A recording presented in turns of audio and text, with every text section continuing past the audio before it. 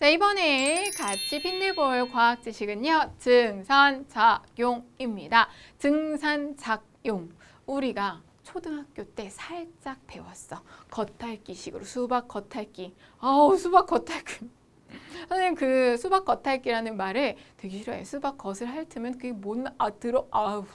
정말 간단하게 배운 증산작용 정리를 해볼 건데 증산작용이 뭡니까? 라고 물어보면 그건 대답할 수 있을 것 같아요. 우리 친구들이. 식물체 내에 물이 잎의 기공을 통해서 수증기 형태로 빠져나가는 현상을 증산작용이라고 해요. 자, 증산작용이라고 하는 거 기본적인 정의는 알고 있으리라 믿는데 혹시 모르는 친구들은 잘 기억을 해두시고 나서 이러한 증산작용은 공변세포에 의해서 기공이 열리고 닫히면서 조절이 됩니다.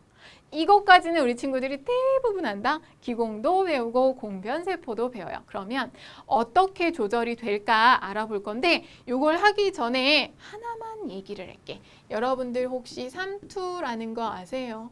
삼투현상이라는 게 있어. 삼투현상이란 물이 저농도에서 고농도로 누가?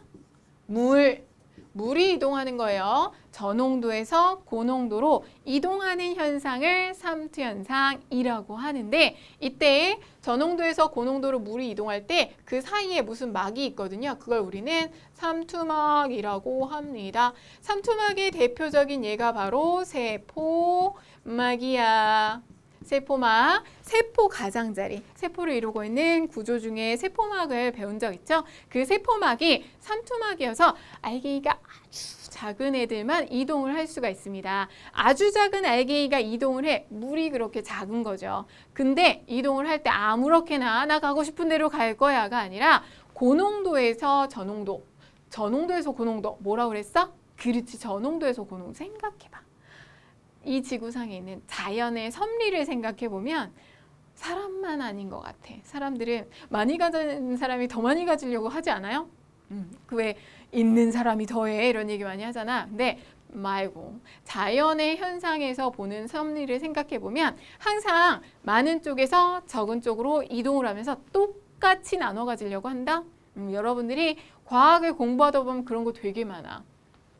정전기 플러스 마이너스 전기를 가지고 있는 애들이 나눠주면 뭐 자유전자가 이동을 하는데 만 쪽에서 저거 쪽으로 간다 뭐 이런 것들 다 있어. 이것도 마찬가지야. 뭐 얘기하려고 이렇게 복잡하게 하냐면 저농도라고 하는 건 예를 들어서 소금물을 생각해 볼게요. 소금물의 저농도는 물이 더 많고 소금이 조금밖에 안 들어있어. 고농도는 물에 소금이 되게 많이 녹아있어서 아우 짠 게 고농도야. 그러면 저농도랑 고농도랑 마주대고 있을 때 저농도 쪽에 물의 비율이 높은 거잖니. 물의 비율이 많은 쪽에서 적은 쪽으로 누가 이동한다고? 물이 이동을 한다고요. 물이 이동을 해갑니다. 저농도에서 고농도로. 이렇게 이동하는 걸 우리는 삼투라고 해요. 자, 배경 지식 심어드렸어요. 배경 지식 넣고 이제 기공이 열리고 닫히는 과정 살펴보도록 할 건데 여기 그림 나와 있는 거 보이죠? 공변세포와 그 주변에 있는 표피세포가 나와 있습니다. 공변세포 안쪽이 기공이 되죠. 그런데 표피세포와 다르게 공변세포는 무엇을 가지고 있다? 점점점 얼굴에 점 뭐야? 그렇지. 엽록체를 가지고 있죠. 자, 그러면 햇볕이 쨍쨍 내리쬐고 있어요. 해가 내리쬐면 공변세포 안에 있는 엽록체에서 무엇이 일어나겠어? 그렇지. 광합성이 일어납니다. 광합성을 하게 되면 포도당을 만들고 녹말이 막 저장이 되겠죠. 포도당 만들어서 녹말로의 형태로 저장이 되면 여기는 물 대신 녹말 같은 게 많으니까 끈적끈적 농도가 높아집니다. 근데 그 와중에 주변에 있는 표피세포들은요. 표피세포들은 광합성을 한다 그랬어? 못한다 그랬어? 못한다 그랬잖아. 엽록체가 없으니까 광합성을 못해. 광합성을 못하면 얘는 녹말이 많이 저장이 되면서 고농도가 되고 바깥쪽은 저농도가 됩니다. 내가 아까 삼투 뭐라 그랬지? 저농도에서 고농도로 물이 이동을 해요.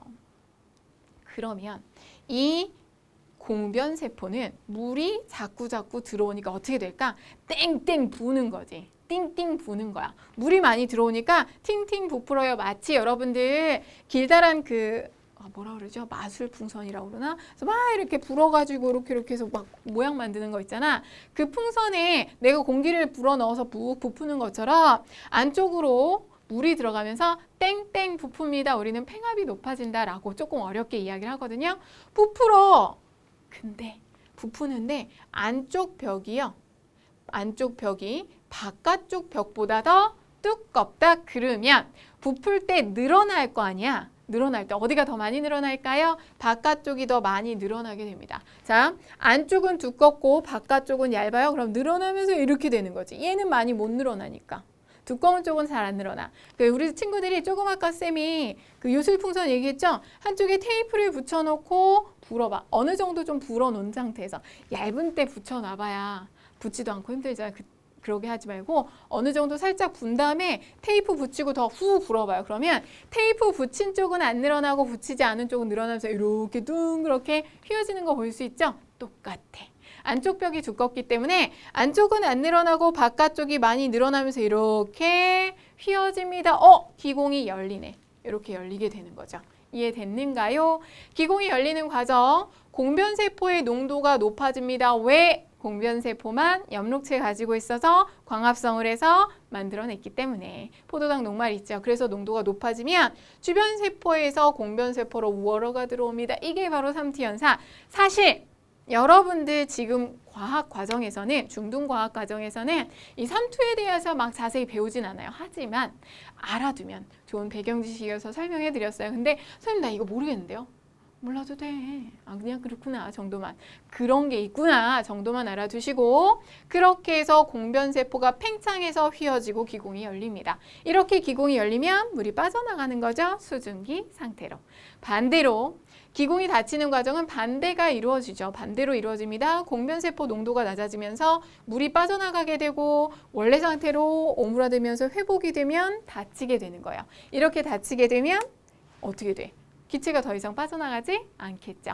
그렇게 여러분이 정리를 하시면 되는데 선생님이 이렇게 두 개 다 정리를 해드렸지만 나는 늘 이야기한다. 반대 과정이라면 하나만 기억하자. 열리는 과정 하나만 기억하시면 닫히는 과정은 그 반대로 생각하시면 되니까 기공이 열리는 과정을 여러분이 확인을 하시면 좋을 것 같아요. 자, 그럼 이러한 증산작용 뿌리에서 흡수한 물이 잎까지 상승하는 원동력이 됩니다. 자, 여러분들 나무의 키를 재본 적 있어요? 없겠지. 나무의 키를 재본 적은 없고 쌤이 내가 집이 3층이거든.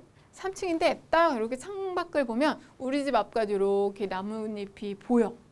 키 대빵 크지 않아요? 물론 작은 식물들도 있겠지만 어지간한 나무들을 보면 우와. 그리고 왜 정글에서 막 뭐 하는 이런 것들 보면 그 나무 꼭대기 올라가서 바나나도 따고 뭐 여러 가지 코코넛 따고 할 때 되게 높이 올라가서 고생하는 거 본 적 있잖아요.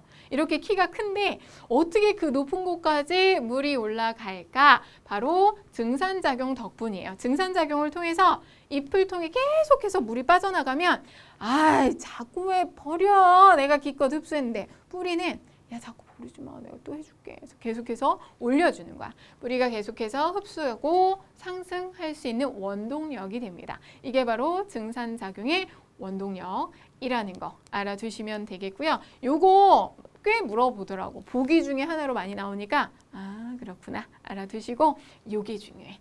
증산작용과 광합성. 요즘에는 이것을 중요하게 많이 물어보시더라고요. 증산작용, 기공이 많이 열리게 되면 기공이 열리니까 그만큼 많이 빠져나가겠죠. 증산작용이 활발해지고 이때 뿌리에서 흡수한 물이 잎까지 많이 이동을 할 수밖에 없겠죠. 물이 빠져나가니까 뿌리는 계속해서 흡수를 해주는 거야. 만약에 물은 빠져나가는데 흡수를 못하면 잎이 시들어버리겠지. 그렇죠? 그래서 잎까지 이동을 하고 열린 기공을 통해 광합성에 필요한 이산화탄소도 흡수가 됩니다. 자, 기공이 열려서 물이 빠져나간다는 건 기공이 열려 있기 때문에 이산화탄소가 많이 들어올 수 있다는 얘기가 돼요. 그리고 뿌리에서는 계속해서 물을 흡수합니다. 물하고 이산화탄소하고 광합성에 필요한 물질이죠.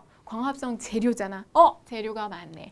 게다가 기본적으로 기공이 열린다는 건요. 햇볕이 쨍쨍 많이 내리쬐면서 광합성을 했기 때문에 기공을 열잖아. 해가 쨍쨍 내리지네. 빛 에너지가 많이 공급되는 시간이라고 생각을 하면 돼요. 그러면 삼박자가 다 갖춰졌네. 물도 공급돼, 이산화탄소도 공급돼, 빛도 많이 있어. 그러니까 광합성이 활발하죠. 결국 증산작용이 활발해야 광합성이 활발합니다. 광합성이 활발해야 증산작용이 일어날 수 있어요.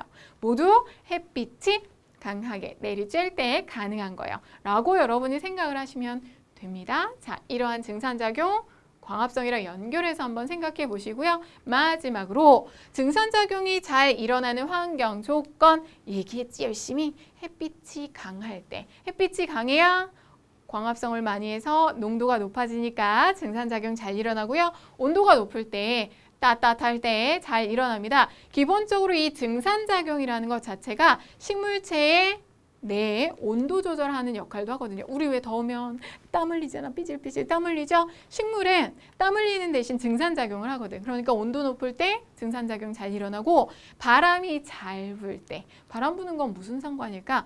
바람이 잘 불면 식물 잎에서 증산작용을 통해 기체가 빠져나오면 바람이 불면서 이걸 다 치워내잖아. 그럼 주변이 또 건조해지죠? 그럼 증산작용이 일어나고 또 바람에 의해 치워지면 또 건조해져서 또 일어나고 바람이 잘 불어야 하고 마지막 습도가 낮을 때.